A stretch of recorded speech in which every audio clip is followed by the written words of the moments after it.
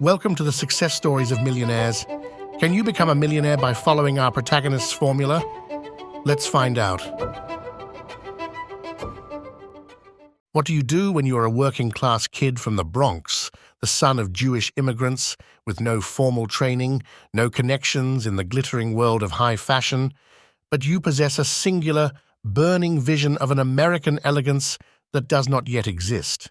If you are Ralph Lauren, you do not ask for permission. You take a low-paying job as a glove salesman, you borrow $50,000 based on a dream and a handful of sketches, and you start selling wide ties out of a single drawer in a showroom, convinced that you can sell the world a new version of itself. He became the undisputed architect of the American dream, a man who did not just design clothes, but who crafted a complete, immersive world of aspiration. He built a global empire worth billions from a simple necktie, proving that the most powerful thing you can sell is not a product, but an identity, a story, a feeling of belonging to something timeless and elegant. This is the story of Ralph Lifshitz, who became Ralph Lauren. But this is not just a fashion history. We are going to decode the exact branding strategies, the visionary storytelling, the relentless ambition, and the shrewd business decisions that allowed him to transform a simple line of neckties into one of the most recognizable and timeless global symbols of the 20th century. Stick with me until the end, and I will give you the 5 key strategies Ralph Lauren used to build his iconic brand. Strategies you can use to build a business that stands for something far greater than the products it sells. Let us dive into the story of the man who did not follow trends. He sold a dream and dressed the entire world in it. Please don't forget to hit that like button and click subscribe and turn on notifications so you do not miss our next story. Now let's get into how a young man from the Bronx, with nothing but a powerful imagination, invented a new American style and convinced the world to buy it. Our story begins in New York City in the 1930s. Ralph Lifshitz was born in 1939 to Jewish immigrant parents from Belarus. He grew up in the modest, working-class neighborhood of the Bronx, a world of apartment buildings and concrete, a far cry from the gilded, privileged world he would later immortalize. Yet, from a young age, he was fascinated by style. He was captivated by the silver screen icons like Fred Astaire and Cary Grant, and the aura of old-money, East Coast sophistication he saw in movies and magazines. This world felt a million miles away from his own, but he was not content to just admire it from afar. He wanted to live in it, and more importantly, he wanted to recreate it for everyone. As a teenager, he and his brother would save their money to buy elegant, expensive clothes from places like Brooks Brothers, studying the cut, the fabric, the subtle details that conveyed status and taste. He changed his surname from Lifshitz to Lauren while in high school, a symbolic and deliberate step towards the elegant, sophisticated identity he envisioned for himself. This act of self-creation was the first sign of his genius. He understood that identity was not something you were born with. It was something you could build, curate, and project. This desire to curate an image, to live in a world of his own creation, was the catalyst for everything to come. After a brief stint in the army and 2 years of business school, he took a series of jobs in the garment industry. He worked as a salesman for gloves and ties at companies like Brooks Brothers and Beau Brummel. But he was deeply unsatisfied. He was not content with the narrow, bland, conservative ties of the era. The post-war 1960s were a time of rebellion and change, and the fashions were leaning towards wild prints and psychedelic patterns. But Lauren's vision was different. He looked not to the future, but to an idealized past. He imagined a wider, more expressive tie, made from rich, luxurious fabrics like jacquard, with patterns that evoked a European, old-world flair. He saw an opportunity to sell a feeling of established sophistication to a new generation that craved authenticity and tradition. In 1967, at the age of 27, he decided to bet on himself. He went to the manufacturer, A. Rivets & Co., with his designs for wide ties. He convinced them to produce them, and he secured a $50,000 loan against his future earnings. He started his own company, initially called Polo Fashions. The name was deliberate. Polo was not just a sport, it was a symbol of wealth, of an exclusive equestrian world. He began selling his ties, not from an office, but from a single drawer he rented in the showroom of a larger company. He was a one-man operation, the salesman, the designer, the delivery boy. He was not just selling accessories, he was selling a piece of a lifestyle, a small token of entry into the world of polo. The breakthrough, the moment the industry started to take notice, came when the luxury department store Neiman Marcus placed an order for his entire collection. But Ralph Lauren was just getting started. He understood, with a clarity that was almost supernatural, that to build a lasting brand, he had to sell a complete universe. A tie was just the beginning. If a man loved the tie, would he not want a shirt that matched its elegance? A suit that complemented its style? He expanded from ties into a full menswear line, and then, boldly, into womenswear, all under the Polo Ralph Lauren brand. His genius was in creating a cohesive, aspirational world. The clothes were not just items, they were props in a grand story of East Coast aristocracy, Ivy League tradition, and rugged Western adventure. His first standalone store, opened on Rodeo Drive in Beverly Hills in 1971, was a revelation. It was not a mere clothing boutique. It was designed to feel like an English gentleman's club, with dark wood paneling, crystal decanters, leather armchairs, and framed vintage photographs. You were not just buying a shirt. You were buying admission into the Ralph Lauren world. You were stepping into his dream. This was a revolutionary approach to retail. He was one of the first designers to understand that the environment, the aroma, the lighting, the music were all as important as the product itself. He was selling an experience.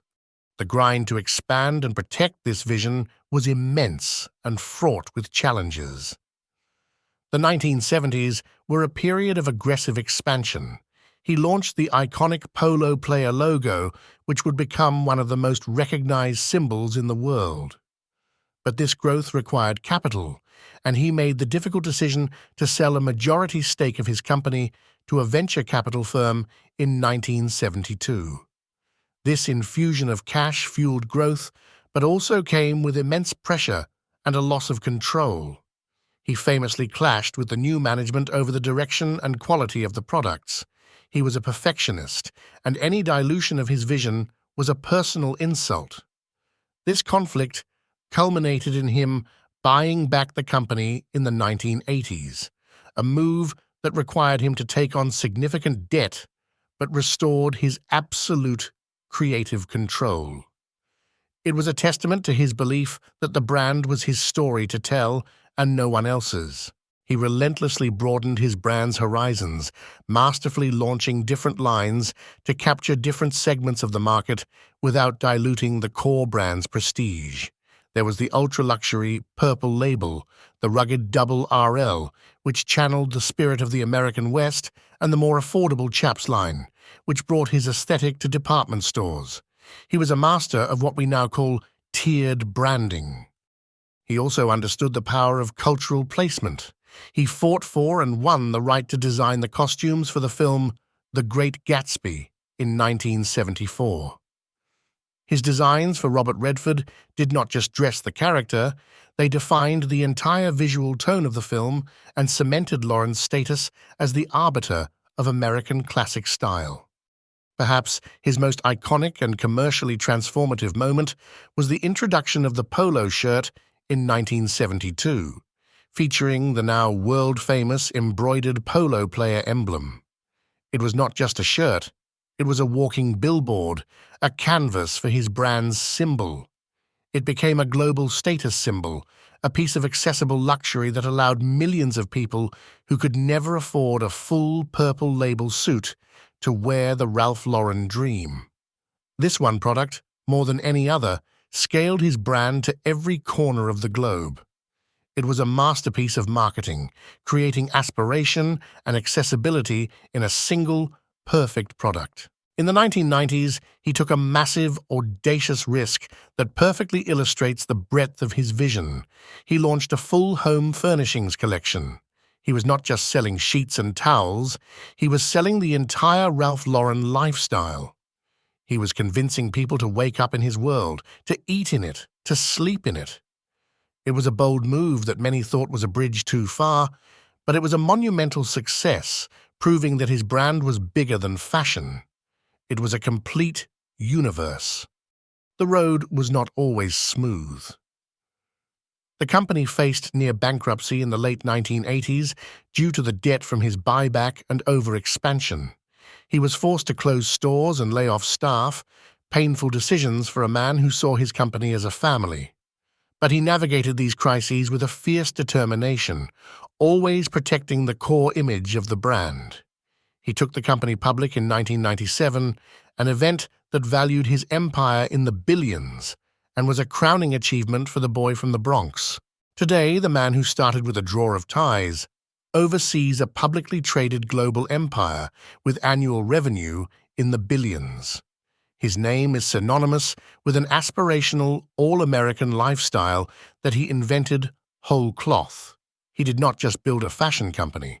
He built one of the most powerful and recognizable brands in the world by selling a story that everyone, from Manhattan socialites to middle-class families in the heartland, wanted to be a part of. He proved that a brand could be a portal into a better, more beautiful life. So, what can we learn from the 50-year journey from a borrowed drawer to a global empire? Here are the 5 key strategies you can emulate from Ralph Lauren's success. 1. Sell a world, not a product. Lauren never sold clothes. He sold an aspirational identity. He sold the dream of the Ivy League graduate, the Newport socialite, the Western rancher. He understood that people do not buy what you do, they buy why you do it, and more importantly, they buy who they become when they use it. Your brand should represent a lifestyle and a set of values that your customers aspire to, making your products tokens of membership in that world. 2. Be the architect of your own universe. He was a master of total control over the customer experience. He designed the clothing, the store decor, the advertising imagery, and even the manner of the sales staff. If you want to emulate him, make sure every single touch point, from the stitch on a shirt to the fragrance in a store, was meticulously crafted to reinforce the same cohesive story. Ensure every aspect of your customer's experience, from your website to your packaging to your customer service, is consistent and reinforces your core brand identity. Do not leave your story to chance. 3. Create an iconic symbol. The Polo Player logo is more than a logo. It is a silent ambassador that carries the entire weight of the brand's prestige. It is instantly recognizable and communicates a world of meaning about status, tradition, and quality without saying a word. Create a simple, powerful, and elegant symbol for your brand that can communicate your value instantly and become a badge for your customers to wear with pride. 4. Master tiered branding. Lauren brilliantly created a pyramid of brands. At the top, Purple Label for the ultimate luxury client. In the middle, Polo for the aspirational professional. At the base, Chaps for the mass market. This strategy allowed him to capture revenue from a wide range of income levels without diluting the prestige of his core brand. Consider how you can offer different levels of value or different product lines to different customer segments under your main brand umbrella. 5. Expand your world, not just your product line. Lauren's move into home furnishings was a masterstroke. He understood that if his customers lived the Ralph Lauren lifestyle through their clothing, they would want to live it in their homes as well. He didn't just make more clothes, he expanded the definition of what his brand could be. This dramatically increases your market and deepens customer loyalty. Think about how your brand's core values can translate into adjacent product or service categories. How can you build a bigger world for your customers to live in? These strategies are a blueprint for building a brand that transcends its products and becomes a cultural touchstone. A brand that people do not just like, but that they love and identify with. To execute these strategies, you need the right systems. Whether you sell digital or physical products, most entrepreneurs waste time juggling separate tools for their website, marketing, and sales. The solution is Go High Level, an all-in-one marketing and CRM system that lets you run your entire business, funnels, email, SMS campaigns, AI agents, and social media scheduling. You can even manage your client communication from a single portal on your phone. If you're ready to systemize your growth and build a business that scales, check out Go High Level. You can find my link for a trial in the description below. The story of Ralph Lauren proves that the most powerful brand is built on a story. That with a clear vision, an unwavering commitment to your aesthetic, and the courage to build a complete world for your customers to inhabit, you can create not just a company, but a legacy. He showed us that business is not just about transactions. It's about the transference of a dream. His style has impacted the world with classic fashion, and his business model has transformed the fashion industry forever. If you enjoyed this deep dive and learned something valuable, please watch our next video on the success stories of millionaires.